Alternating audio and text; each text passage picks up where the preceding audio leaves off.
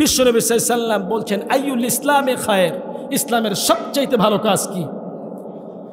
সাহাবায়ে কেরাম পারলেও বলতেন ইয়া রাসূলুল্লাহ সাল্লাল্লাহু আলাইহি ওয়াসাল্লাম আল্লাহু ওয়া রাসূলুহু আলাম, আমরা কিছুই জানি না, সব জ্ঞান আল্লাহ আল্লাহর নবীকে শিক্ষা দিয়েছেন। সুবহানাল্লাহ বলেন, কি বিনয়, কি তো বিনয়।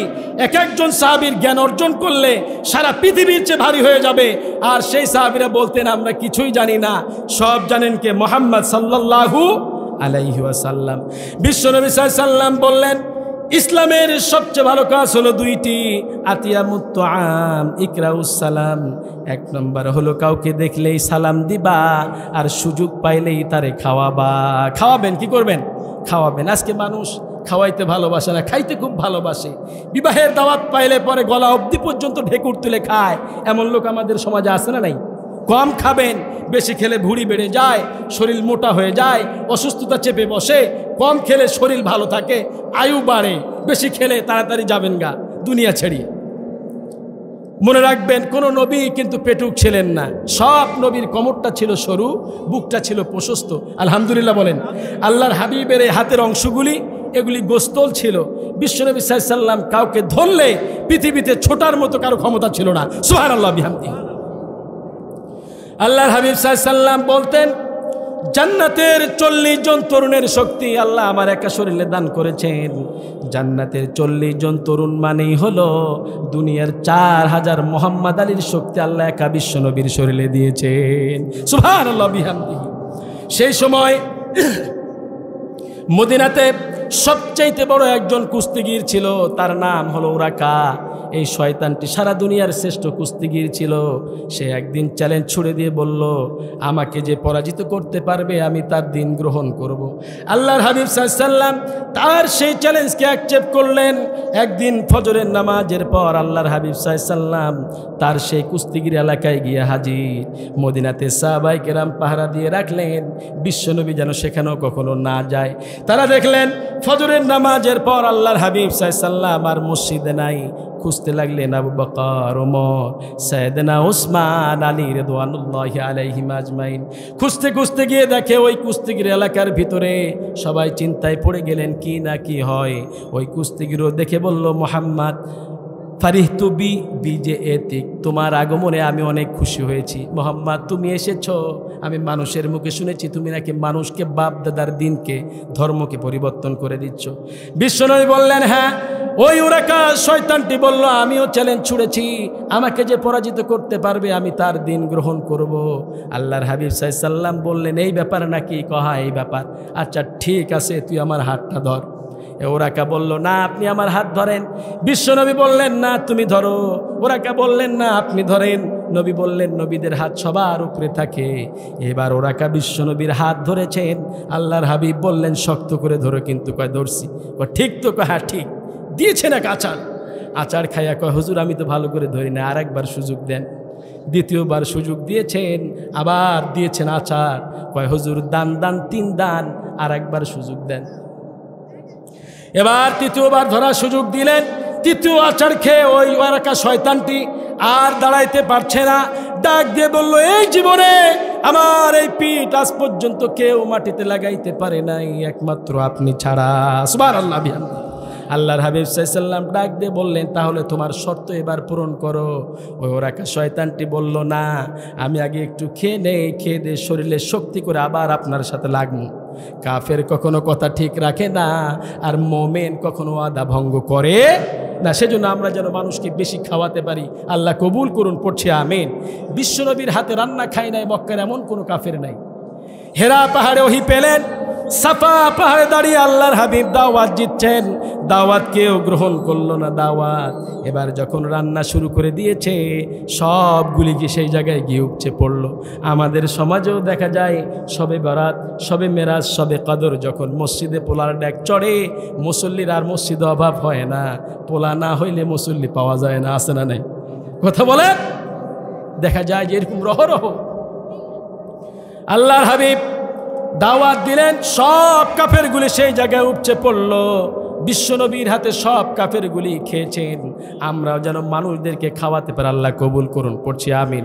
বিশ্বনবীর জীবনী থেকে কথা বলবো, শুনতে রাজি আছেন? আমরা বিশ্বনবীর জীবনী থেকে কথা বলবো। আল্লাহ রাব্বুল আলামিন বিশ্বনবীর জীবন চরিত্রকে এত সুন্দর করে সাজিয়ে দিয়েছেন, যেনার 63 বছর জিন্দেগির মধ্যে একটা দিনও ভুল করেন নাই মুহাম্মদ সাল্লাল্লাহু আলাইহি ওয়াসাল্লাম। বিশ্বনবী সাল্লাম জীবনের এই জীবন, যে জীবন অতিবাহিত করে গিয়েছেন, মানুষ যদি এই জীবনকে, এই দেখানো জীবনকে নিজের জীবনে যদি বিশ্বনবীর চরিত্রকে লালন করে ফেলে, ওই মানুষ আল্লাহর জান্নাতে বিনা হিসেবে প্রবেশ করবে। সুবহানাল্লাহ বিহামদি। বিশ্বনবী সাল্লাম তেনার দাওয়াত কেমন ছিল? মানুষদেরকে দাওয়াত দিচ্ছেন। আল্লাহর হাবিব সাল্লাম যখন দাওয়াত দেয়, দাওয়াত গ্রহণ করে না। আল্লাহর হাবিব সাল্লাম যখন রান্না শুরু করে দিয়ে দাওয়াত দিয়েছেন, সবগুলি সেই জায়গায় উপচে পড়েছে। আমাদের নবীজির জীবনে সব আছে না নাই? কথা বলেন। যুদ্ধ আছে না নাই?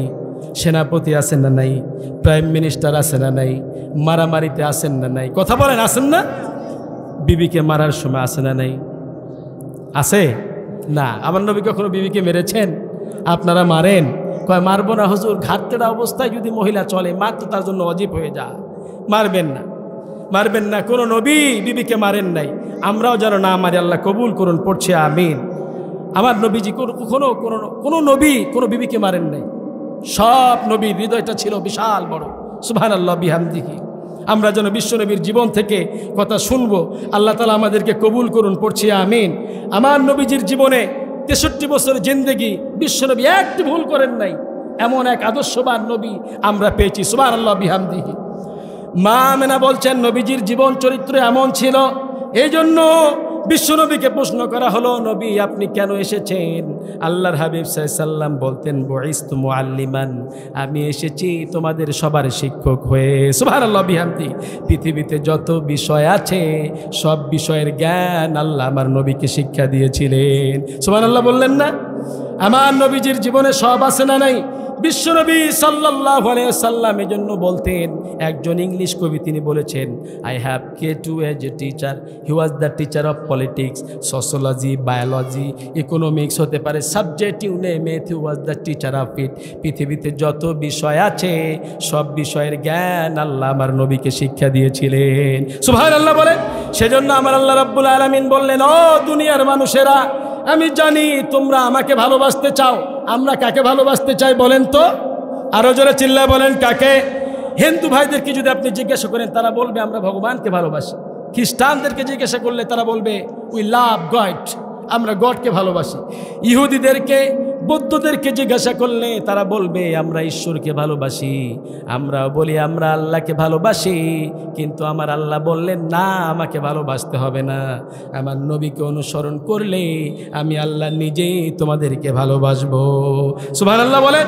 সেজন্য আল্লাহ রাব্বুল আলামিন বলেন কুল ইন কুনতুম তুহিব্বুনাল্লাহ ফাত্তাবিউনি ইউহিব্বুকুমুল্লাহ ওয়া ইয়াগফির লাকুম যুনুবাকুম ওয়াল্লাহু গফুরুর রহিম।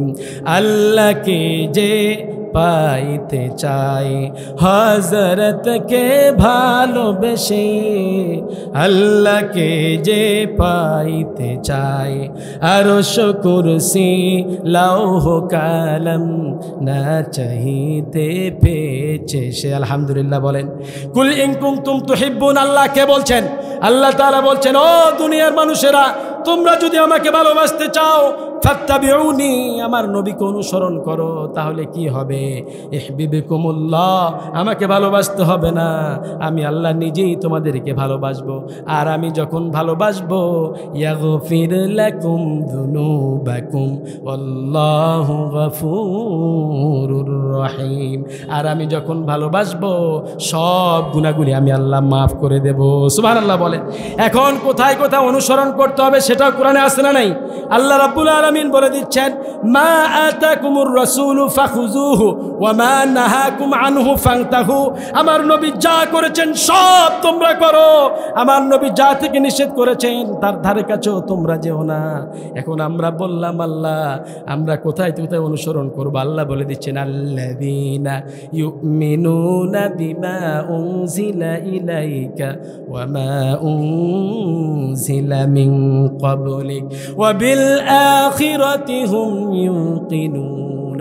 ও নবী, আপনার উপরে যা কিছু নাজিল করেছি জন্ম থেকে মৃত্যু পর্যন্ত সবটার উপরে ঈমান আনতে হবে। কে বলছেন? এই যে আল্লাহর নাম নিলে মেতে সওয়াব আছে না নাই? এমন একজন নবী আমরা পেয়েছি জীবনে কোনো তিনি ভুল করেন নাই। সকল নবীর জীবনে দুই একটা ভুল আছে না নাই? কথা বলেন না কেন, রাগ করতেছেন? আদম নবী একটা ভুল করেছিলেন জান্নাতে, করেন নাই? ভুলটা কি ছিল? ফালা তাকরাবা হাদিহি শাজারাতা ফাতাকুনা মিনাজ জালিমিন। এই গাছটার কাছে যেও না, গেলে জালেম হয়ে যাবা। ফাকাসামা আলাইহিমা শাইতান, শয়তান তাদের দুজনকে নসিহত করলো আর বলল, ইন্নী লাকুমা নাসিহুন আমিন, আমি তোমাদের জন্য সর্বোত্তম নসিহতকারী। কেন আল্লাহ এই গাছটার কাছে যেতে নিষেধ করেছে জানেন নাকি? লাতাকুনান্না মিনাল খালিদিন, যদি এই গাছটার কাছে যান জান্নাতে চিরস্থায়ী হয়ে যাবেন। উল্টা বুঝাইছে শয়তান, সবসময় কি বুঝায়? উল্টা বুঝায়, নিজের হয়ে উল্টা বুঝায়। আদম নবী সরল ছিলেন, সরলভাবে মানুষকে ভালোবাসতেন। সকল নবী সরল ছিলেন, আমার নবী এত সরল ছিলেন। আমার নবীজির ঘরের সামনে একজন মহিলা, বৃদ্ধ মহিলা কাটা দিত। আল্লাহর হাবিব সাল্লাম একদিন ঘর থেকে বের হয়ে দেখলেন আর কাটা বিছানো নাই। আল্লাহর হাবিব চিন্তা করলেন বৃদ্ধ মহিলাটি গেল কই? অনিষ্টকারী কোনো মানুষকে কেউ তালাশ করে এই নজির আমার নবী ছাড়া আর পৃথিবীতে একটাও নাই। আল্লাহু আকবার। এমন একজন নবী ওই মহিলাকে খুঁজতে আরম্ভ করলেন। খুঁজতে খুঁজতে গিয়ে দেখে মহিলা অসুস্থ।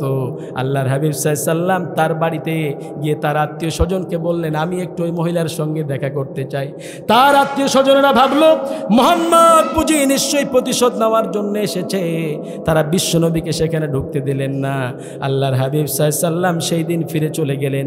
ঠিক পরের দিন দুপুরবেলায় আরবের লোকেরা একটু বাড়ি থেকে কম বের হয় মরুভূমির রোদের কারণে। আল্লাহর হাবিব সাল্লাম এই দুপুরবেলায় ওই বুড়ির বাড়িতে গিয়ে হাজির। বুড়ির বাড়িতে গিয়ে দেখতেছেন বৃদ্ধা মহিলা অসুস্থ, ঘুমাচ্ছেন। আল্লাহর হাবিব তাকে ডাকলেন না, ঘরটা ঝাড়ু দিলেন। ঝাড়ু দিয়েই কিছু বালিশের পাশে ফল রেখে চলে আসলেন। আবার দ্বিতীয় দিন গেলেন, আবার দ্বিতীয় দিন ঘরটা পরিষ্কার করলেন, আবার কিছু ফল রেখে চলে আসলেন। আবার তৃতীয় দিন গেলেন। এইবার ওই বৃদ্ধ মহিলা আল্লাহর হাবিব সাল্লামকে চোখ খুলে দেখে বিশ্বনবী তার ঘরে হাঁটছে। আল্লাহর হাবিব সাল্লাম কে ডাক দিয়ে বললেন, মহিলা মনে করেছেন নিশ্চয়ই মোহাম্মদ বুঝি প্রতিশোধ নেওয়ার জন্য এখানে এসেছে। ডাক দিয়ে বললেন, মোহাম্মদ লিমা দাখলতা বাইতি, কেন আমার ঘরে ঢুকেছ? আল্লাহর হাবিব সাল্লাম বললেন, মাগো কোনো প্রতিশোধ নেওয়ার জন্য আসি নাই। গত 2 দিন যাবৎ যে আপনার ঘরটা পরিষ্কার করেছে, আপনার বালিশের পাশে কিছু ফল রেখে গিয়েছে, তিনি হলাম আমি আব্দুল্লাহর ছেলে মোহাম্মদ সাল্লাম। সুবহানাল্লাহ বিহামদিহি। মহিলা বুঝলে এটা কোনো সাধারণ মানুষের আচরণ হতে পারে না, নিশ্চয়ই তিনি আল্লাহর নবী।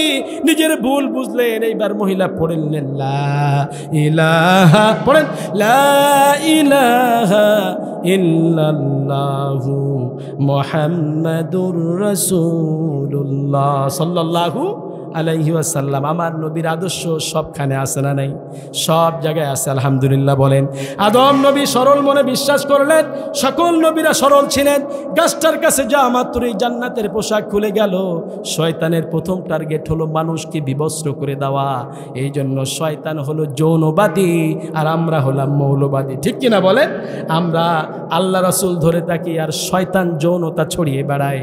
শয়তানের আন্দোলন যারা করে তাদের সাথে আমাদের কোনো সম্পর্ক নাই, আমরা আল্লাহ রাসূল ধরে থাকবো।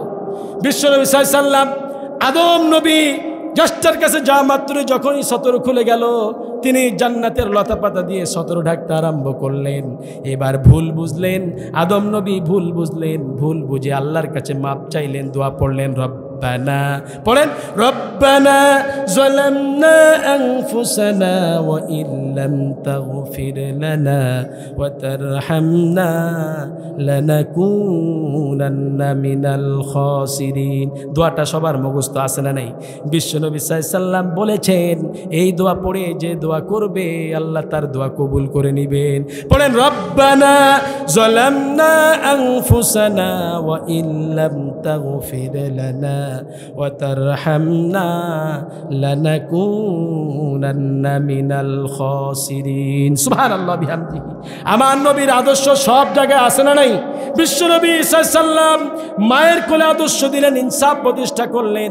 আজকের সমাজে মেয়েদেরকে কম খাওয়ানো হয়, মেয়েদেরকে কম দেখা হয়, মেয়েদের প্রতি একটু বৈষম্যপূর্ণ আচরণ করা হয়। এটার গোড়া ভেঙে দিয়েছেন বিশ্বনবী হালিমার কোলে গিয়ে। সুবহানাল্লাহ বলেন। মা হালিমা এসেছিলেন মক্কায় একটা ধনীর দুলাল নিবে, স্বাস্থ্যবান বাচ্চা নিবে, দাস কেনার জন্য এসেছিলেন মক্কার জমিনে, যাতে করে কিছু পয়সা ইনকাম হয়। মা হালিমা বলছেন আমি যখন রওনা ধরলাম ততক্ষণে আমার এলাকার লোকেরা সব গিয়ে ধনীর দুলালগুলি কিনে নিয়ে শেষ। আমি গিয়ে ঢুকলাম 6 ঘন্টা পর। আমার গাধা ছিল খুব দুর্বল। আমি 6 ঘন্টা পর মক্কায় গিয়ে দেখি সব ধনীর দুলালগুলি শেষ। আমি বড় মন খারাপ করলাম, কিন্তু কে যেন আমাকে ডাক দিয়ে বলল, হালিমা মন খারাপ করো না, ওই যে আমেনার জীর্ণ কুটিরে আব্দুল্লাহর এতিম সন্তান পড়ে আছে, একটু দেখে যাও। মা হালিমা বলছেন আমি যখন বিশ্বনবীর মায়ের পর্দাটা সরিয়ে একটু উকি দিয়ে দেখি চাঁদের চেয়ে সুন্দর আমার নবী আমার দিকে তাকিয়ে আছে। আল্লাহু আকবার। মা হালিমা বলছেন এত সুন্দর শিশু আমি আমার জীবনে দেখি নাই। বাড়ি থেকে ঘর থেকে এক দৌড় দিয়ে বাইরে এসে না নিজের স্বামীকে ডাক দিয়ে বলতেছেন, স্বামী আমার জীবনে অসংখ্য শিশু আমার দৃষ্টিগোচর হয়েছে, কিন্তু এত সুন্দর শিশু আমি আমার জীবনে দেখি নাই। ও স্বামী তুমি একটু দেখো। হালিমার স্বামী দেখে এসে বলছে, হালিমা রে আমার মনে হয় সারা দুনিয়ার সব বরকত আল্লাহ শিশুর মাঝে ভরে দিয়েছে। ও হালিমা তাড়াতাড়ি গিয়ে করে তুলে নাও। হালিমা কোলে তুলে নাও। মা হালিমা বলছেন আমি অসুস্থ ছিলাম, আমার মেয়ে 6 মা ঠিক মতো আমার দুধ খেতে পারতো না, সারা রাত কেঁদে কেঁদে আমাকে কষ্ট দিত, কিন্তু আমি যখন শিশু মোহাম্মদকে আমার কোলে তুলে নিলাম আমার মনে হয়েছে আমার সারা জীবনের সব রোগ শোক ভালো হয়ে গিয়েছে। আল্লাহু আকবার। মা হালিমা বলছেন আমি যখন শিশু মোহাম্মদকে নিয়ে আমার বাহনে উঠলাম আমার গাধাটি এত জোরে দৌড়ানো শুরু করলো, 6 ঘন্টা আগে যারা মক্কা ছেড়েছে তাদের জানোয়ারগুলিকে আমি পিছে ফেলে দিতে লাগলাম। মা হালিমা বলছেন ওই লোকগুলি ডাক দিয়ে বলছে, ও হালিমা এটা কি গত রাতের সেই জানোয়ারটি নাকি? মা হালিমা বললেন হ্যাঁ। কারো বুঝতে সমস্যা হলো না, সারা দুনিয়ার সব বরকত আল্লাহ হালিমার গাধার পিঠে ভর হয়েছে। সুবহানাল্লাহ। মা হালিমা বলছেন আমি যখন আমার শিশু মোহাম্মদকে নিয়ে আমার বাড়িতে রওনা হলাম, আমার বাড়িতে গেলাম, গিয়ে দেখি আমার জানোয়ারের বানগুলি দুধে দুধে ভরপুর হয়ে গিয়েছে। আল্লাহু আকবার। যেই গাছে ফল ছিল না সেই গাছে আল্লাহ ফল দিয়ে দিয়েছেন। হালিমার বুঝতে সমস্যা হলো না, সারা দুনিয়ার সব বরকত আল্লাহ হালিমার বাড়ির মধ্যে প্রবেশ করায় দিয়েছেন। সুবহানাল্লাহ বিহামদিহি। মা হালিমা বলছেন আমার জানোয়ারগুলি চড়ানোর জন্য আমি যেখানে পাঠাইতাম মানুষেরা দেখা দেখি আমার দেখা দেখি সেই জায়গায় তাদের ছাগল উট দুম্বাগুলি চড়ানোর জন্য পাঠাইতে লাগলো। মা হালিমা বলছেন সবাই আমার দেখা দেখি সেখানে পাঠাইতে লাগলো, কিন্তু আসল বরকতের খবর তো কেউ জানে না। বড় সুন্দর করে কবি বলছেন আমেনা দুলাল নাচে হালিমার কোলে যেন রহম দোলে সারা পৃথিবীর করম দোলে। আমেনা দুলাল নাচে হালিমার কোলে। আলহামদুলিল্লাহ বলেন। মা হালিমা বলছেন আমি জোর করে আমার শিশু মুহাম্মদ সাল্লাল্লাহু আলাইহি সাল্লামকে 2টি স্তন থেকেই খাওয়াইতে চাইলাম, একটা দিনও পারি নাই, একটা থেকেই খেয়েছেন আর একটা নিজের দুধ বোনের জন্য ছেড়ে দিয়েছে। আল্লাহু আকবার। কি আদর্শবান নবী ছিলেন। নবীজি বুঝাইলেন মাগো এটি আমার হক, এটি আমার বোনের হক। আমি ভাই বোনের হককে বিনষ্টের জন্য আসি নাই, আল্লাহ তাদের হককে প্রতিষ্ঠার জন্য আমাকে এখানে পাঠিয়েছে। সুবহানাল্লাহ বিহামদিহি। আজকে ভাই হয়ে ভাইয়ের হক মেরে খায় এরকম কুলাঙ্গার ভাই আমাদের সমাজে আছে না নাই? দেখবেন রহরহ বোনের সম্পত্তি মেরে খায়, আছে না নাই? মরার আগে সব বুঝিয়ে দেন তোমার বোন তোমারে ক্ষমা না করলে আল্লাহ ক্ষমা করবেন। সুতরাং ভাইয়ের হক বুঝিয়ে দেন, বোনের হক বুঝিয়ে দেন, পিতা আপনার সন্তানদের হকগুলি আপনি বুঝিয়ে দিবেন। নচেত আপনার সন্তান আপনারে ক্ষমা না করলে আল্লাহ আপনাকে ক্ষমা করবেন না, কাউকে তার হক থেকে বঞ্চিত করবেন না। আমার নবীও করেন নাই, শিশুকালেই বুঝিয়ে দিয়েছেন এটি আমার ভাইয়ের হক, বোনের হক, সব কিছু বন্টন করে দিয়েছেন মুহাম্মদ সাল্লাল্লাহু আলাইহি ওয়াসাল্লাম। মুসলমান ভাইরা আমার নবী জন্মের পর থেকে আদর্শ। মা হালিমা বলছেন, আমি আমার শিশু মোহাম্মদকে কোনোদিন ক্ষুধার যাতনায় কাঁদতে দেখি নাই। যখনই কেঁদেছেন, সতর থেকে কাপড় সরে যাওয়া মাত্রই বিশ্বনবী কান্না শুরু করে দিতেন। আবার সতর ঢেকে দেওয়ার সাথে সাথে আল্লাহর হাবিবের কান্না বন্ধ হয়ে যেত। সুবহানাল্লাহ বিহামদিহি। লজ্জা শরমকে এত বেশি প্রাধান্য দিয়েছেন মুহাম্মদ সাল্লাল্লাহু আলাইহি ওয়াসাল্লাম।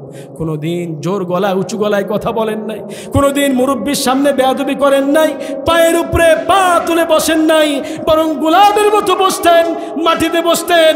মক্কার কাফেররা ডাক দিয়ে বলল, তুমি যদি বিশ্বনবী হও গোলামের মতো বসো কেন? আল্লাহর হাবিব সাল্লাল্লাহু আলাইহি ওয়াসাল্লাম একটি আঙ্গুল, শাহাদাত আঙ্গুল আকাশের দিকে উঠিয়ে দিয়ে বলতেন, ইয়া রাব আনা আবদুক ওয়া ইবনে আবদিক ওয়া ইবনে আমাতিক নাসিয়াতি ফি ইয়াদিক রাদিন ফি হুকমিক। ও আল্লাহ, আমি আপনার গোলাম, গোলামের ঘরের গোলাম, বান্দির ঘরের গোলাম। আমার চুলের ঝুঁটি আপনার হাতের মুঠোয়, আপনার সব সিদ্ধান্তে আমি খুশি হয়ে গিয়েছি। আমার আল্লাহ আমার নবীকে গোলাম বলে পরিচয় দিয়েছেন, দেন নাই?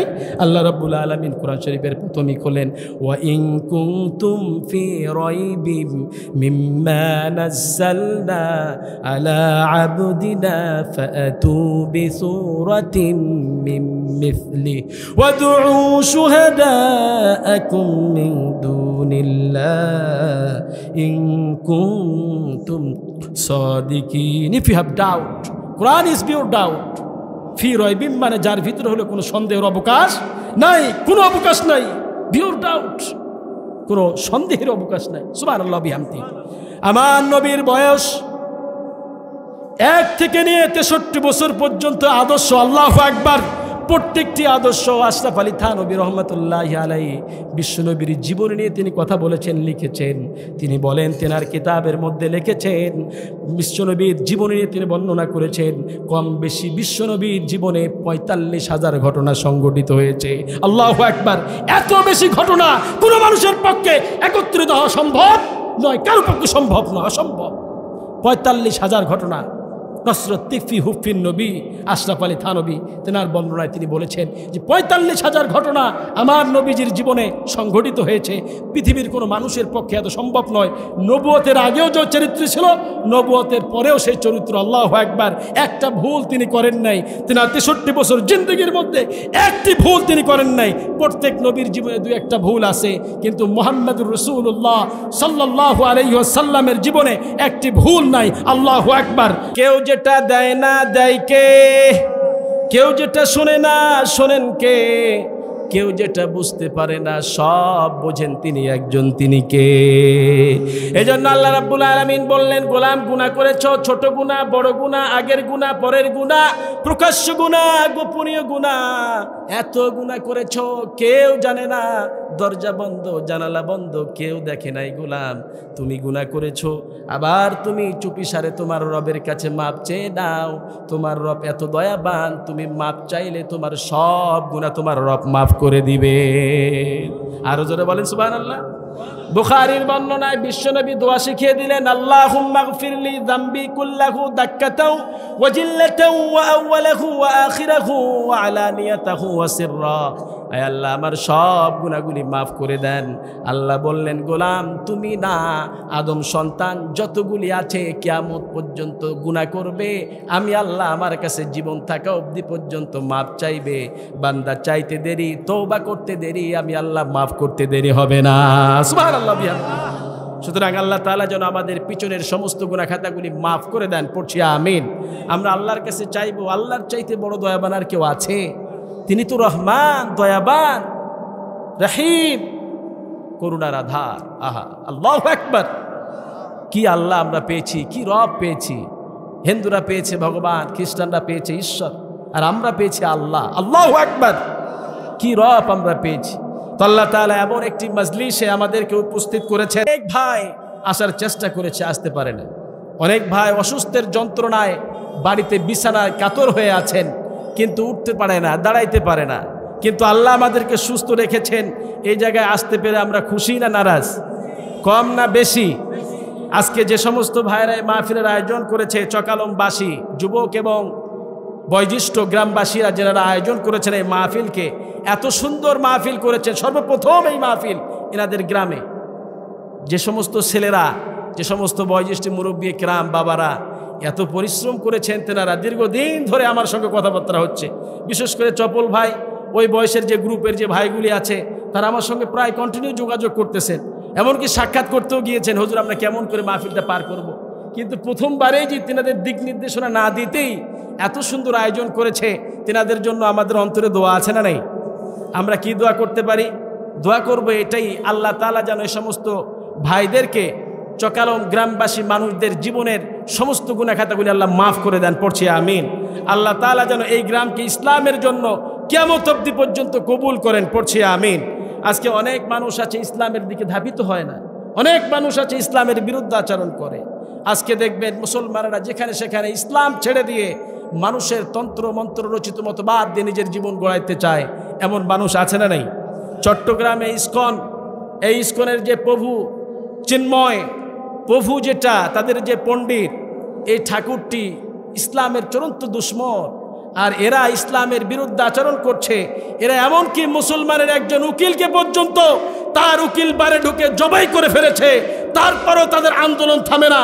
বুঝতে হবে 95% মুসলমানের দেশে হিন্দুত্ববাদীরা, উগ্রপন্থী যারা মুসলমানের উপরে বর্বর নির্যাতন চালাইতে চায়, ভারতবর্ষে তারা চালিয়েছে। এখন ভারতের রয়ের এজেন্ট দিয়ে বাংলাদেশে তাদের আইন বাস্তবায়ন করতে চায়, কিন্তু তারা ভুলে গিয়েছে এইরকম হাজারো চকালম গ্রামবাসী এখনো ইসলামের জন্য, আল্লাহর দ্বীন কায়েমের জন্য রক্ত দেওয়ার জন্য প্রস্তুত আছে। কথা বলেন ঠিক কিনা? আমরা মাথা নত করার জাতি নয়, কথা বলেন ঠিক কিনা?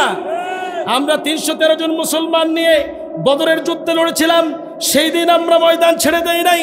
313 জন, ঘোড়া ছিল না, ভাঙ্গা তরবারি মাত্র কয়েকটা ঘোড়া নিয়ে হাজার পদাতিক কুরাইশ বাহিনীর বিরুদ্ধে সেই দিন নবী মুহাম্মদ সাল্লাল্লাহু আলাইহি ওয়াসাল্লামের নেতৃত্বে আমরা লড়াই করে কোরআনের সূর্য ছিনিয়ে এনেছিলাম। আমরা সেই দিন ময়দান ছেড়ে দেই নাই, কথা বলেন ঠিক কিনা? উহুদের ময়দানে শেষ পর্যন্ত লড়েছি, জমিন ছেড়ে দেই নাই।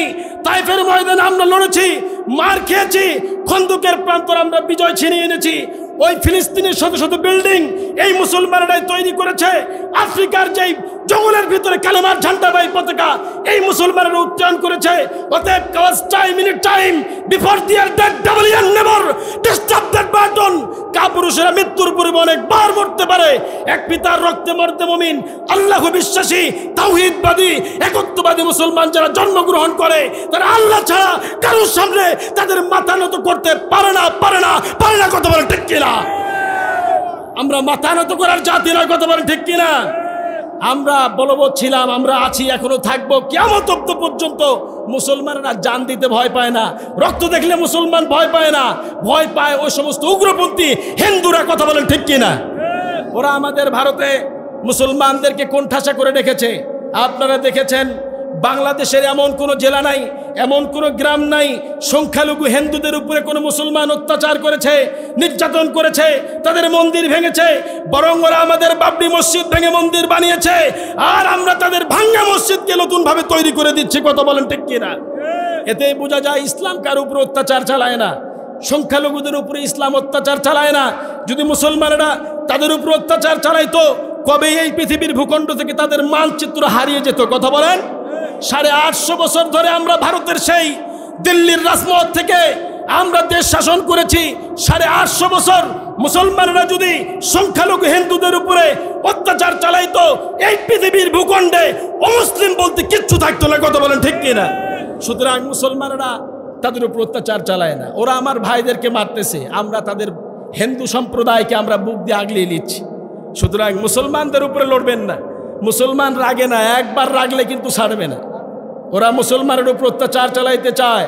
এখনো যুবকরা তৈরি আছে, ও যুবক, ইসলামের জন্য, আল্লাহর দ্বীন কায়েমের জন্য, তোমার বোনের ইজ্জত রক্ষার জন্য, আল্লাহর জন্য যদি, আল্লাহর দ্বীন কায়েমের জন্য যদি ডাক আসে, এই ময়দানে ঝাঁপিয়ে পড়ে আল্লাহর দ্বীন কায়েম করতে, রক্ত দিতে, জীবন দিতে, অর্থ দিতে কারা কারা প্রস্তুত আছে? দোকানে হাত উঁচু করে আল্লাহকে দেখায় দাও। আল্লাহ কবুল করুন, পড়ছি আমিন। মুসলমানেরা মাথা নত করার জাতি নয়। আমরা 313 জন মুসলমান নিয়ে সেই দিন লড়েছিলাম, আমরা ময়দান ছেড়ে দেই নাই। সুতরাং ওরা আমাদের উপর অত্যাচার চালাইতে চায়, কিন্তু আমরা তাদেরকে উদারতা দিয়ে ডাকতেছি। যখন তারপরও দেখা যায় যে আমার বোনের উপর অত্যাচার হবে, আমরা ছাড়বো না। আজকে কিছু হইলেই এই দোষটা শুধু মুসলমানদের, বাংলাদেশে হিন্দুদের দিবেন তা না। এই দোষটা হলো বাংলাদেশ যারা পরিচালনা করেছিল। আজ থেকে 2 মাস 6 মাস আগে মাননীয় সাবেক প্রধানমন্ত্রী শেখ হাসিনা, এই ভারত যা বলে এনে মাথা নত করে তাই নমনম করে। এই জন্য হিন্দুরা আজকে এত মাথা চাড়া দিয়ে উঠেছে। ওরা মুসলমানদের উপর অত্যাচার চালাইতেছে। ভারতে মুসলমানদেরকে কোণঠাসা করে রেখেছে, গরু জবাই করতে দেয় না। এখন তো এটাও সন্দেহ হয়, দেখা যায় যে এটা একজন হিন্দু বাংলাদেশে যদি জোরে পা দিয়ে দেয়, জোরে বাইসারে, ভারত থেকে কল আসে যে আমার ওই হিন্দু ভাই জোরে পাত দিল কেন? নিশ্চয়ই তোমরা ফরমালিনযুক্ত খাবার খাওয়াইছো, পাদের তো এত জোরে শব্দ হয় না। তো শেখ হাসিনা ম্যাডাম থাকলে বলতো হ্যাঁ ঠিক আছে ঠিক আছে, আমি দেখতেছি এইটা আর হবে না, জোরে পাতবে না, পাদের শব্দ হবে না। এই যে মাথায় চড়ে দিয়েছে আজকে, এই জন্য মুসলমানের এত দুর্ভোগ। সংখ্যালঘু হিন্দু হওয়ার পরও মুসলমানের সন্তানকে শহীদ করছে, জবাই করে দিচ্ছে, কথা বলেন। তারপরও মুসলমান মাথা নত করে ধৈর্য ধরলে হবে না, তার প্রতিবাদ করতে হবে, প্রতিবাদে নামিয়ে যেতে হবে। কেননা এখনো সময় এসে গিয়েছে, আর ধৈর্য ধরার সময় নাই। সাইদি সাহেব, মরহুম শহীদ আল্লামা দেলোয়ার হোসেন সাইদি সাহেব বলেছিলেন, সময় আসবে এমন পৃথিবীর কারো সঙ্গে আমাদের যুদ্ধ হবে না, যুদ্ধ হবে পার্শ্ববর্তী দেশ এই ভারতের নরপশুদের সঙ্গে, কথা বলেন ঠিক কিনা? সুতরাং তার কাটা বেশি দূর না, মুসলমানেরা তৈরি আছে। তোমরা আমাদেরকে ভয় দেখিও না, তোমাদের রক্তরাঙ্গা চক্ষু দেখে মুসলমানেরা ভয় পায় না। কেননা মুসলমানের আল্লাহু আকবারের হুঙ্কারের আওয়াজ শুনলে বাতিল বামপন্থীরা এ দেশ ছেড়ে ভিন্ন দেশে পালাইতে বাধ্য হবে, কথা বলেন ঠিক কিনা? আল্লাহ তাআলা আমাদের সকলকে কবুল করুন, পড়ছে আমিন। সুতরাং আমাদের আজকে ইসলামের প্রতি এত ধাপিত না কেন আমরা? আমাদের দোষ হলো এটাই, আমরা কোরআন থেকে অনেক দূরে আছি, ঠিক কিনা বলেন? আজকে মুসলমান কোরআন তার ব্যক্তিত্ব জীবন, সমাজ জীবন, পারিবারিক জীবন, রাষ্ট্রীয় জীবন, নিজের জীবনে কোরআনকে চর্চা করছে না, বিধায় আজকে মুসলমান এত অধঃপতন। কোরআনের মহব্বত তার ভিতরে নাই। সুতরাং আমরা কোরআন থেকে কথা বলবো, কোরআন থেকেই কথা শুনবো। আল্লাহ তাআলা আমাদের কবুল করুন, পড়ছে আমিন। এখানে অনেক ভাই আছে কোরআন পড়তে পারে না, এমন ভাই নাই? কালেমা পড়তে পারে না, আছে না? আমি একজন ভাইরে জিজ্ঞাসা করলাম, ওরা দুইজনই গল্প করছিল দোকানে বসে, একজন আর একজনকে বলতেছে, তুই জানিস কোরআন কয় পারা? বড়জোর তোদের বদলগাছি মাদ্রাসায় কয় পারার হাফেজ আছে রে? 10 পারা, 15 পারা, 20 পারা, 30 পারা, এর অতিরিক্ত তার হাফেজ নাই। তুই বগুড়া মাদ্রাসায় গিয়ে দেখ, সেখানে 50 পারা, 70 পারা, 100 পারা পর্যন্ত হাফেজ আছে। তো সেইটা তার দোষ না, সে জানেই না, কোরআন থেকে অনেক দূরে সরে আছে। মুসলমানের যুবক সন্তান এভাবে বলতেছে। আল্লাহ তাআলা আমাদেরকেও সঠিক বুঝ দান করুন, পড়ছি আমিন। কোরআন যে 30 পারা এটাই বলতে পারে না। অনেক মানুষ আছে কালেমা পড়তে পারে না, আছে না? লা ইলাহা ইল্লাল্লাহ মুহাম্মাদুর রাসূলুল্লাহ অনেক হিন্দু সম্প্রদায় ভাইরা বলতে পারে, কিন্তু মুসলমানের অনেক সন্তান বলতে পারে না। আমাদের নবীকে চেনে না, এমন আছে না? কিন্তু মরার পরে বিশ্ব নবীর সুপারিশ ছাড়া আপনি আল্লাহর জান্নাতে যেতে পারবেন? অসম্ভব। আপনাকে যখনই লাশটা দাফন করা হবে, বিসমিল্লাহ ওয়া আলা মিল্লাতি রাসূলুল্লাহ, রসুলের নামে আপনি সঁপে দিয়ে আসলেন, কিন্তু জীবনে দুনিয়ায় থাকার সময় রসুলকে মহব্বত করেন নাই, রসুলের আদর্শকে নিজের জীবনে আদর্শ হিসাবে গ্রহণ করেন নাই। আপনার মরার পরে রসুল আপনাকে সুপারিশ করবে, এটা আপনার কি মনে হয়? আপনার এই এলাকায় তাবলিগ জামাতের লোকজন আসে না? আপনারা একটু কথা বলবেন।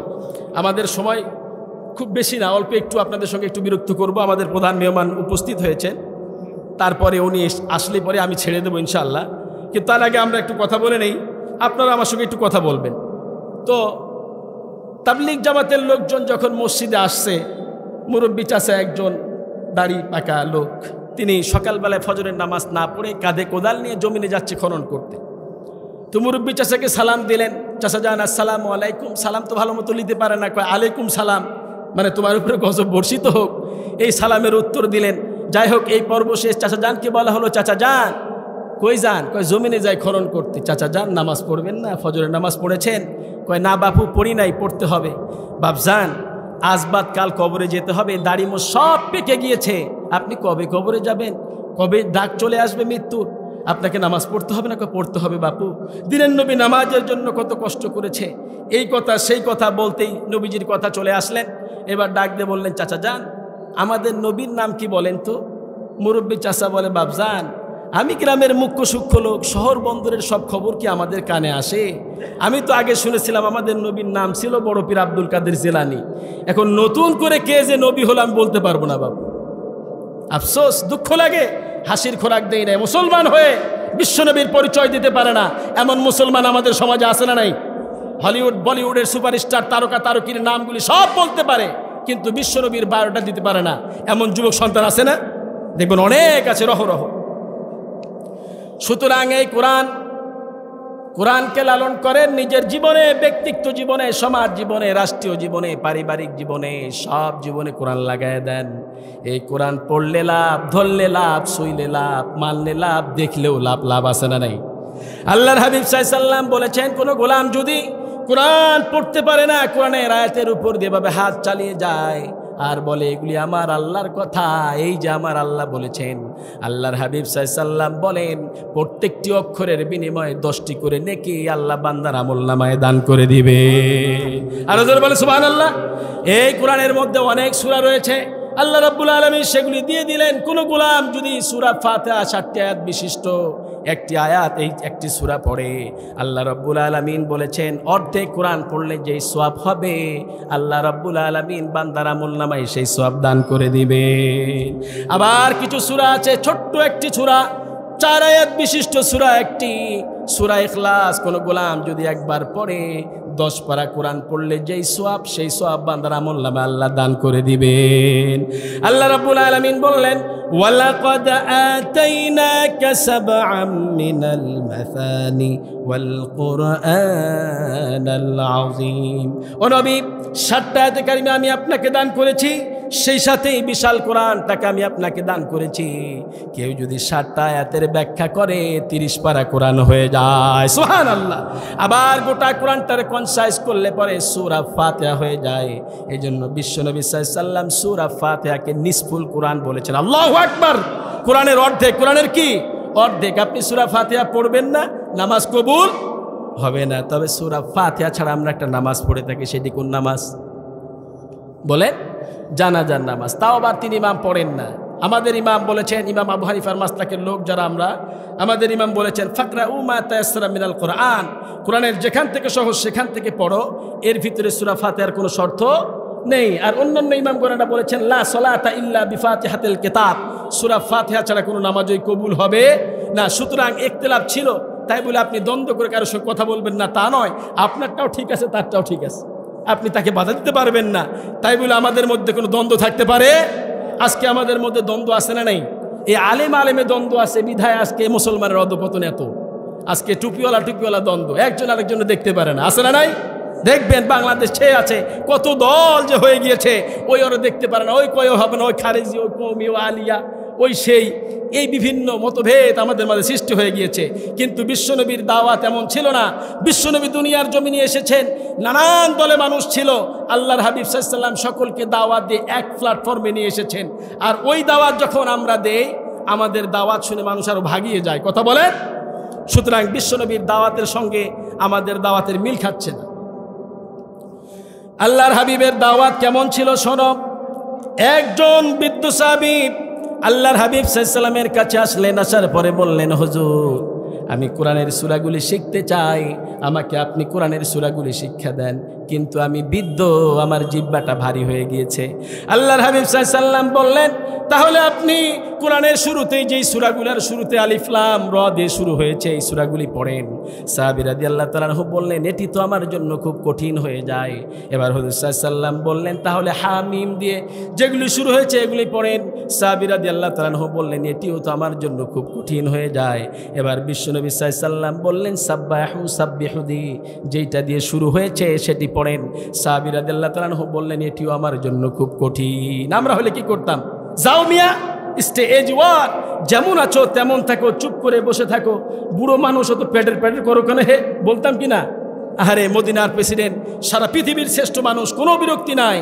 এবার হুজুর সাল্লাল্লাহু আলাইহি ওয়াসাল্লাম বললেন, তাহলে আপনি আমার সাথে কোরআনের অর্ধেক যেই সূরা পড়লে কোরআন অর্ধেক পড়ার সওয়াব পাওয়া যায় এমন সূরা পড়েন। সাহাবী রাদিয়াল্লাহু তাআলা চুপ করে আছেন। বিশ্বনবী সাল্লাল্লাহু আলাইহি ওয়াসাল্লাম সেই সূরাটি বলে দিলেন। সেটি কোন সূরা বলেন তো? সূরা ফাতিহা বাদে আরো একটি সূরা আছে, সেই সূরার নাম কি? না, হয় নাই, পেছে পড়েছেন না? আরো সহজ করে দেই। একজন প্রিয় সাহাবী আল্লাহর হাবিব সাল্লাল্লাহু আলাইহি সাল্লামের কাছে আসলেন। আসার পরে বললেন, হুজুর আমি তো বিয়ে করতে চাই। আল্লাহর হাবিব বললেন, বিয়ে তো করবা, মোহরানার টাকা আছে নাকি? সাহাবী রাদিয়াল্লাহু তাআলা আনহু বললেন, না, খাইতেই তো পারি না, মোহরানার টাকা দেব কোত্থেকে? হুজুর সাল্লাল্লাহু আলাইহি সাল্লাম বললেন, তোমার কাছে কি কোরআনের অর্ধেক এমন সূরা আছে নাকি যেই সূরা পড়লে কোরআন অর্ধেক পড়ার সওয়াব পাওয়া যায়? সাহাবী রাদিয়াল্লাহু তাআলা আনহু বললেন, হ্যাঁ আছে। হুজুর বললেন, পড়ো। এবার পড়া শুরু করলেন, আলহামদুলিল্লাহি রাব্বিল আলামিন। এবার হুজুর সাল্লাল্লাহু আলাইহি সাল্লাম বললেন, তোমার কাছে কি কোরআনের 1/3 এমন সূরা আছে নাকি? সাহাবী রাদিয়াল্লাহু তাআলা আনহু বললেন, হ্যাঁ আছে।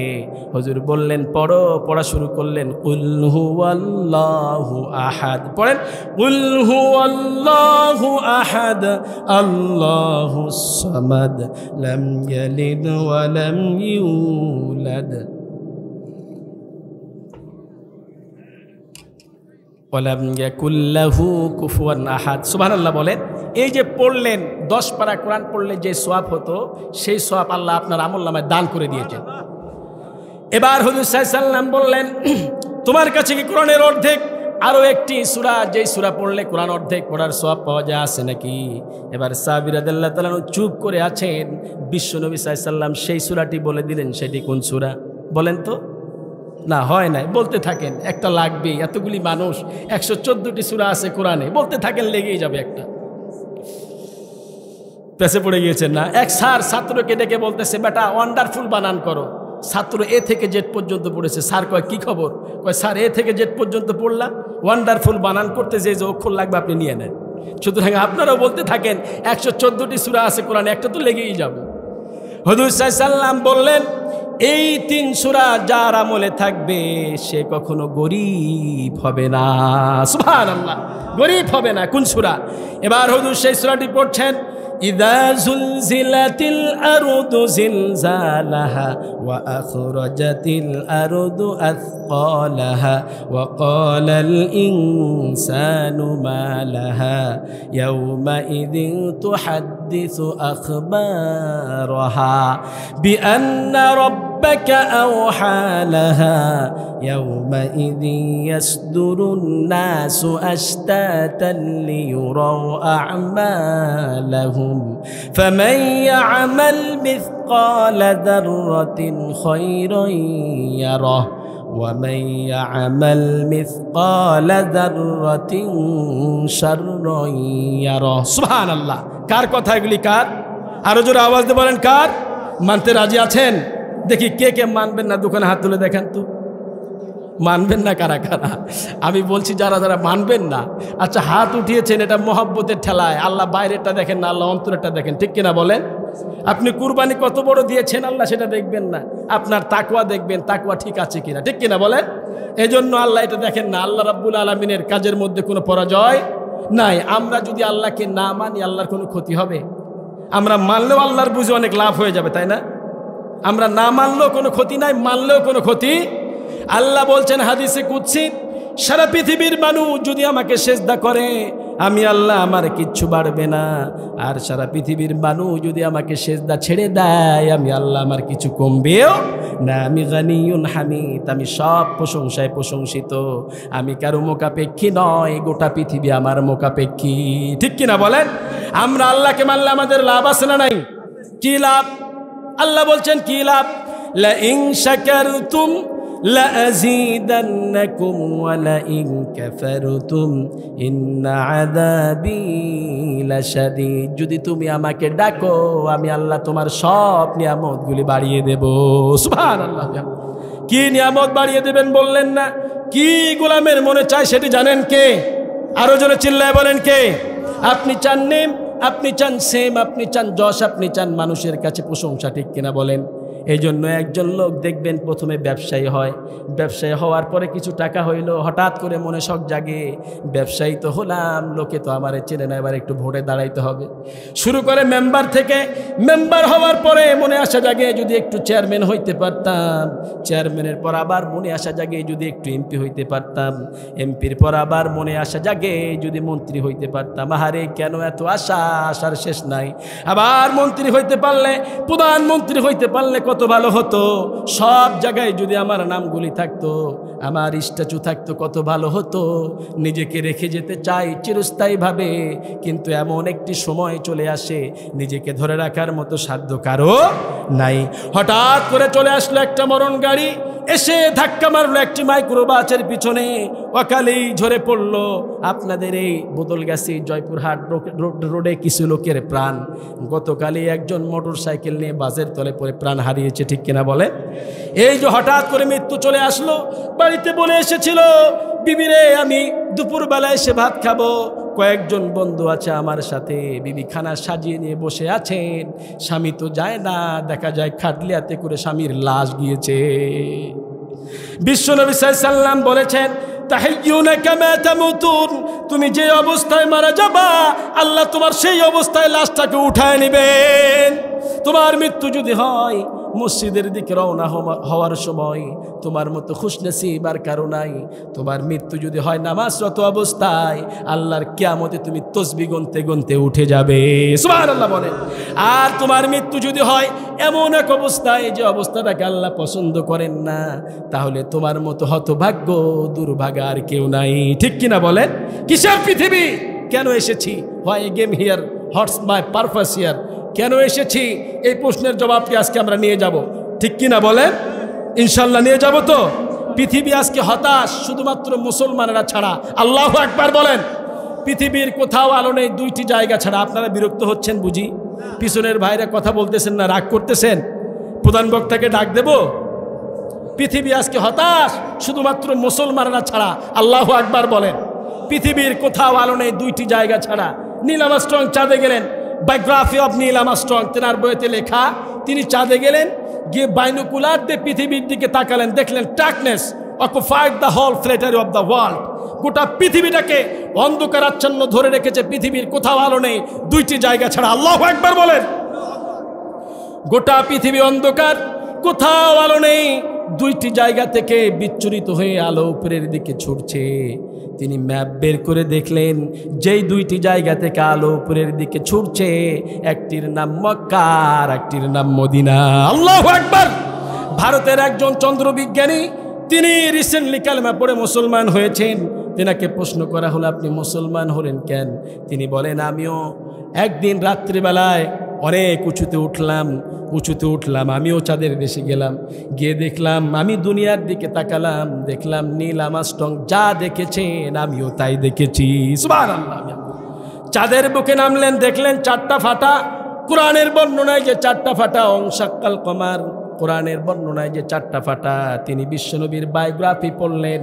মক্কার কাফেররা যখন ইসলামকে অবিশ্বাস করছিল, তারা তখন বলল, গো মুহাম্মদ সাল্লাল্লাহু আলাইহি ওয়াসাল্লাম, আপনি যদি ইশারা দিয়ে আকাশের চাঁদকে দুই খণ্ড করে দিতে পারেন, আমরা আপনার উপরে ঈমান আনব, আর আপনার সাথে সাথে আমরাও কালেমা পড়ে মুসলমান হয়ে যাব। বিশ্বনবী সাল্লাল্লাহু আলাইহি ওয়াসাল্লাম ওয়াংশাক্কাল কমার বলে আকাশের চাঁদকে ইশারা করলেন, আকাশের চাঁদ দুই খণ্ড হয়ে গেল। বিশ্বনবীর সেই ইশারা কিয়ামত অবধি পর্যন্ত চাঁদের গায়ে লেগে থাকবেন, সুবহানাল্লাহ বলে। আল্লাহ রাব্বুল আলামিন বললেন, ইযা যুলজিলাতিল আরদু জিলজালাহা, যখন প্রচন্ড বেগে এই জমিনটাকে নাড়িয়ে দেওয়া হবে। কে বলছেন? আল্লাহ তাআলা বলছেন, ইযা যুলজিলাতিল আরদু জিলজালাহা, আর্থকুইক যেটাকে বলা হয় ভূমিকম্প, যখন কম্পন করে দেওয়া হবে প্রচন্ড বেগে, আরবটা মধ্যখানে, সামনেও জিলজাল পিছনেও জিলজাল। ইযা যুলজিলাতিল আরদু জিলজালাহা ওয়া আখরাজাতিল আরদু আসকালাহা, জমিনের পেটের ভিতরে যা ভারী জিনিস আছে জমিন সেই দিন সব বমি করে দিবে। ওয়া ক্বালাল ইনসানু মা লাহা, মানুষেরা বলবে কি হচ্ছে এটা, মানুষেরা ছোটাছুটি শুরু করে দিবে।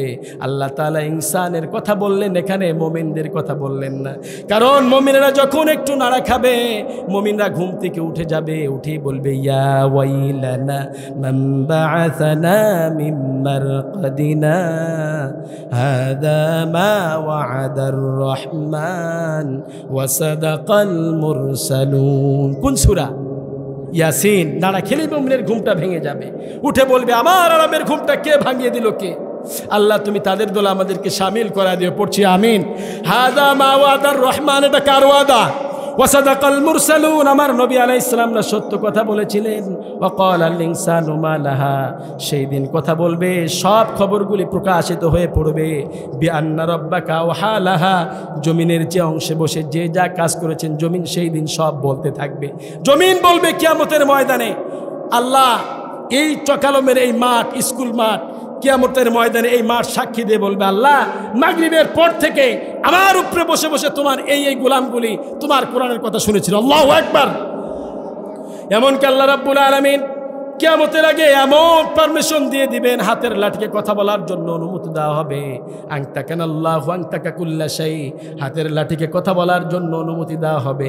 গাছ কথা বলবে কিয়ামতের আগে, গাছের পিছনে ইহুদি কুত্তার বাচ্চারা লুকিয়ে থাকবে। গাছ ডেকে বলবে, ও মুমিনেরা, একটা ইহুদি কুত্তার বাচ্চা আমার পিছনে লুকিয়ে আছে, তোমরা তাকে ধরে শাস্তি দিয়ে দাও। সুবহানাল্লাহ বিহামদি। আল্লাহ যেন সেই ইহুদিকে পেটানোর দিন আমাদেরকে যেন মুমিন বলে সুপারিশ করে আল্লাহ তাআলা যেন কবুল করে নেয়। পড়ছি আমিন। আমরা ছাড়বো না তাদের, আমরা ছাড়বো না। আমাদের ভাইদের উপর অত্যাচার চালিয়েছে, মসজিদে আকসাকে তারা দখল করে গির্জাঘর বানাইতে চায়। তারা মুসলমানদের উপর দীর্ঘ 53 বছর ধরে বর্বর নির্যাতন চালিয়ে অবৈধ ক্ষমতা, অবৈধভাবে মুসলমানদের মসজিদ আকসাকে দখল করতে চায়। এরপরও মুসলমানেরা মাথা নত করে নাই। তারা যেই কয়জন আছে আল্লাহু আকবারের দড়ি দিয়ে ময়দানে ঝাঁপিয়ে পড়েছে। গোটা পৃথিবীর ইহুদি খ্রিস্টান কুত্তার বাচ্চারা তারা এক হয়েছে। কথা বলেন ঠিক কিনা? তারা এক হয়েছে, কিন্তু মুসলমানেরা বীরের জাতি, কখনো ভয় পায় না, মাথা নত করে নাই। আল্লাহর ঘরকে রক্ষা করতে জীবন দিতে তারা প্রস্তুত আছে। আমরাও যেন জীবন দিতে পারি, আল্লাহ কবুল করুন। পড়ছে আমিন। সুতরাং আমাদের জীবন দিতে গেলে বিশ্বনবীর মহাব্বত, কোরআনের মহাব্বত আমাদের অন্তরে থাকা দরকার, আছে না নাই? কিন্তু আজকে দেখা যায় আমাদের সমাজে নবীকে চেনে না। আপনারা ভুলে গিয়েছেন বুঝি কোন জায়গায় ছেড়ে দিয়েছিলাম? ভুলে গিয়েছেন? আমাদের নবীকে চেনে না, কোরআন কয় পারা এটা জানে না, পড়তে পারে না কোরআন, এমন মুসলমান রহ আছে না নাই? দেখবেন এই জায়গার মধ্যে অনেক মুসলমান আছে কোরআন পড়তে পারে না, আল্লাহর প্রশংসা করে না। তারা সারাদিন দুনিয়া নিয়ে ব্যস্ত, মানুষ তাদেরকে যা দিয়েছে সেই দিকে তারা ধাপিত হয়। এ সমস্ত মানুষেরা মরার পরে আশা করে যে আমরা জান্নাতে যাব, জান্নাতের উচ্চ মাকাম আমরা আল্লাহর কাছে, কোনোভাবে সম্ভব হতে পারে না। সুতরাং আমাদের যা কিছু হবে বন্ধুত্ব হবে আল্লাহর জন্য, কারোর সঙ্গে শত্রুতা হবে আল্লাহর জন্য। কথা বলেন। আচ্ছা বলেন তো, সব প্রশংসার একমাত্র মালিককে? আরো জোরে চিল্লায় বলেন কে? এখানে আসার যিনি শক্তি দিয়েছেন তিনি কে? সব কাজ করব কার খুশির জন্য? মানুষের রাস্তা বন্ধ করব কার খুশির জন্য? আল্লাহ কখনো রাস্তা বন্ধ করতে বলবেন? রাস্তা খুলে দেওয়া সুন্নাত, বন্ধ করা কুফরি। রাস্তা খুলে দেওয়া কি? সুন্নাত। রাস্তায় ইট পাটকেল পড়ে আছে, কলার চোচা পড়ে আছে, যান চলাচলের ক্ষতি হবে, মানুষের সমস্যা হবে, এগুলি দেখলে রাস্তা থেকে সরায় দেন, আল্লাহ আপনার জান্নাতে যাওয়ার পথকে সহজ করে দেবেন। সুবহানাল্লাহ বলেন। একজন সাহাবী রাস্তায় একটা গাছ পড়েছিল, গাছটাকে সরিয়ে রাস্তাটা ক্লিয়ার করে দিয়েছেন। আল্লাহর হাবিবের মাধ্যমে আল্লাহ ওই সাহাবীকে বেহেশতের সুসংবাদ দিয়ে দিয়েছেন। সুবহানাল্লাহ বলবেন না? আর একজন মুনাফিক কালেমা পড়ালো, ইহুদির ক্ষেতের পানি বন্ধ করে দিয়েছে। আল্লাহর হাবিব সাল্লাল্লাহু আলাইহি সাল্লাম তাকে বলেছেন পানি ছেড়ে দাও। বিশ্বনবীর বিচার সে মানে নাই। ওমরে ফারুক এক কোপে তার গর্দানটাকে 2 খণ্ডিত করে দিয়েছেন। সুবহানাল্লাহ বিহামদি। সেজন্য কোনো গোলামের কষ্ট আল্লাহ সহ্য করতে পারেন না। যে মানুষের উপর রহম করেন তার উপর রহম করবেন কে? আল্লাহ। কোনো ভাঙচুর, কোনো অরাজকতা যারা সৃষ্টি করে তাদের সাথে ইসলামের কোনো সম্পর্ক নাই। আমরা আল্লাহ এবং নবীদের ইসলামের কোরআনের পক্ষে থাকবো। রাজি আছি তো ইনশাআল্লাহ? দেখি কারা কারা রাজি আছে, দোকানে হাত উঁচু করে আল্লাহকে দেখায় দেয়। লিল্লাহে তাকবীর, লিল্লাহে তাকবীর। আল কোরআনের আলো, নারে তাকবীর। বাংলাদেশ, বাংলাদেশ, নারে তাকবীর। আল্লাহ কবুল করুন। পড়ছি আমিন। সকলেই রাজি আছেন আমরা বিশ্বনবীর দেখানো পথের উপর আমাদের জীবন সাজাবো? রাজি আছি ইনশাআল্লাহ? আল্লাহ কবুল করুন। পড়ছি আমিন।